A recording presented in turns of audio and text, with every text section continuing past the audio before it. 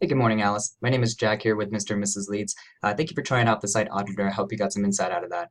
I wanted to follow up here and do a video analysis of your website and provide some further insight as a search marketer in terms of how your SEO has been working out so far, where you need to be at, and how we would be able to get you to that level if we were to tackle this SEO project together. So without further ado, let me go ahead and get started. The first thing that I did was I actually pulled up your website here in a tool called Ahrefs. Ahrefs allows search marketers like myself to look at the metrics of a website and and and kind of see what's been working out for you. So what I can see right off the bat is you have a lot of authority to your website. The reason I can tell that is because the sheer number of backlinks from referring domains and this UR and DR. So let me explain that here. The backlink and referring domain is basically any website out there on the internet that links back to your website via a hyperlink. So if there is a blog out there, for example, that's called thecodingblog.com, and they mention you on a blog post and they say, hey, if you're looking for the best women's coding bootcamp, check out hackbrightacademy.com. And if the person clicks on that link, it would direct them to your website. So the fact that they have that hyperlink that points to your website is considered a backlink, and Google actually tracks all these backlinks that point to your website, and they use that information to determine how authoritative your website is. And authority, in turn, plays a very integral role in Google's algorithm currently in determining how quickly you rank for the keywords you want to rank for, as well as how highly you rank for them. And so the fact that you already have this much referring domains and backlinks is a very positive thing in terms of SEO, and it makes any of the SEO efforts that we do moving forward a lot easier because you already have the authority on there. And really it comes down to a couple of, not even a couple, but some SEO factors that we need to look out for to really bump this website to the next level and start bringing in a lot more traffic than where you're at right now. So let me go over to this tab. Actually, you know what? I think I already pulled it up. So right here, this tab shows us exactly what keywords you currently rank for. So it looks like hackbright Academy. I know about like bootcamp coding. I think I took a couple of online classes a long time ago, and they basically gave you like free tutorials and stuff like that.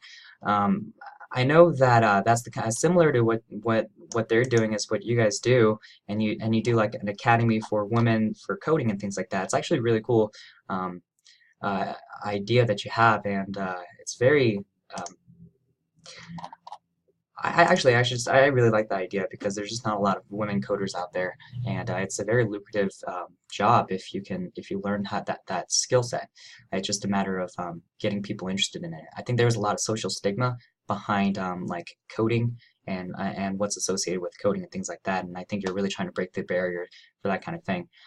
So sorry, a little aside there, but I think fantastic job ranking for Hackbright Academy. Female software engineer, you have the #1 spot. Hack Academy, #5, Adora Chung.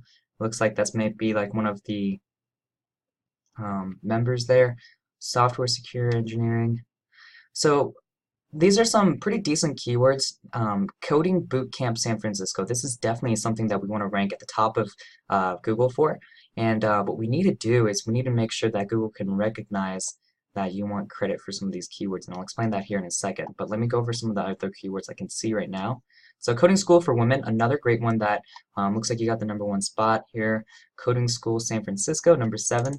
So there's some a couple of keywords that absolutely are very targeted keywords to the service and product that you provide. It's just a matter of making sure that you show up at the top of Google for these kinds of phrases. Now, I talked about the authority on your website and the backlinks that really push the authority on your website. The other thing that I want to show you, and I'll go back to this tab, another big ranking factor that affects how Google perceives the authority on your website is actually the amount of content that you have.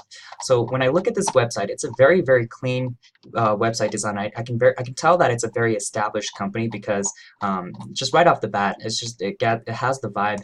It has the vibe of a company that is very successful and has like actual users and things like that, and has a legit company. And it looks like you got spotlighted in a bunch of places. So fantastic job there. But from an SEO perspective, what we need to do is we need to make sure that you have more content and enough content that Google can recognize that you are an authoritative website, because the amount of content that you have has a direct correlation with how highly you rank.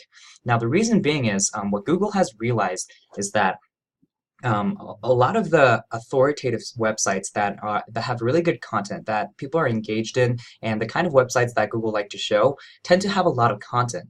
The reason being is if you're an authority in the space, you're going to be able to talk about it a lot, and you're going to be able to explain exactly what you do, and you can become an expert because you explain some of the different things like what is coding, what is a coding academy, things like that. So if you can hash out content around those kinds of topics, Google's going to start picking up that your website's starting to get larger because you're building out those posts. And on top of that, Google's going to recognize that you have more content overall on the website, because currently Google can't recognize and pick up on images and determine exactly what that image is about.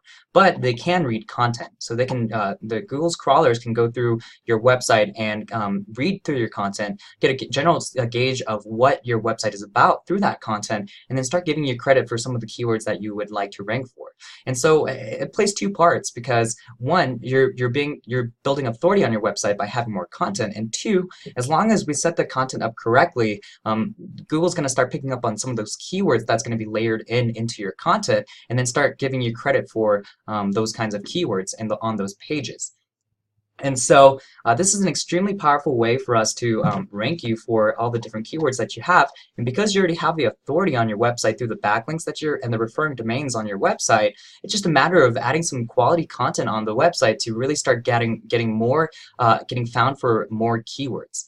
Some of the things that we want to watch out for when we're doing the content real quick is just making sure that we're not running into keyword cannibalization. So basically in SEO, when you have multiple pages trying to rank for the same keyword, what Google does is it picks and chooses which keyword to give credit, which page to give credit for which keyword. Because Google doesn't like having one website that just completely dominates for a keyword, because what you could do potentially is just build out 10 pages specifically trying to rank for one keyword, and then you could just completely dominate that first page with just your website, right? And so since Google likes to vary the kind of listings that are out there, they usually only give you credit for like maybe the home page and then an inner page. And so when we're hashing out this content, and maybe you already have content in the actual website, I haven't dove into this website too much. What we want to look out for are those negative SEO elements, because then when those two pages that are going after the same keywords are going to be button heads, and then you're just not going to get enough credit for either of those pages, because Google's going to either split the amount of credit that you get and then put you on like the 5th page, which doesn't help us at all,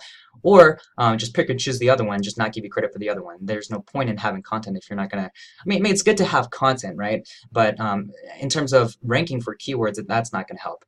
Right, so that's another thing that we want to look out for. Another thing is keyword stuffing. So if you have the keyword that you want to go for too many times, Google's going to find that spammy if it's like a certain percentage of your overall content. And so we just want to watch out for those kinds of negative SEO elements, because it's going to make it harder for us to rank as opposed to helping us rank. Right. So I'll wrap it up here. Alice, I value your time, and I don't want to make this too long. This is one of those very established companies that I know that you guys already have authority on, and you're just a very well-known business and company.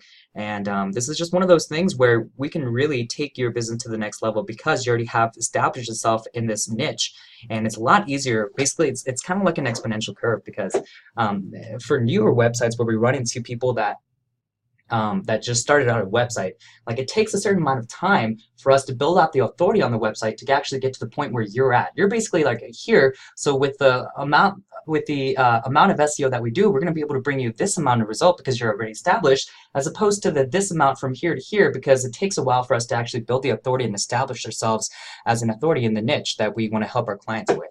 And so this is just one of those ideal clients that we'd like to pick up, because we can provide a lot of value to you. And so so yeah, I'll just wrap it up there. I'd love to talk to you further about this, and then just kind of take on the next steps, like what your goals, if what I talked about kind of aligns with what your website's goals are and what your business and company goals are, and just kind of go from there. But I appreciate it again, Alice, and I hope you have a great rest of your day and week, and I look forward to talking to you soon, all right? Thank you.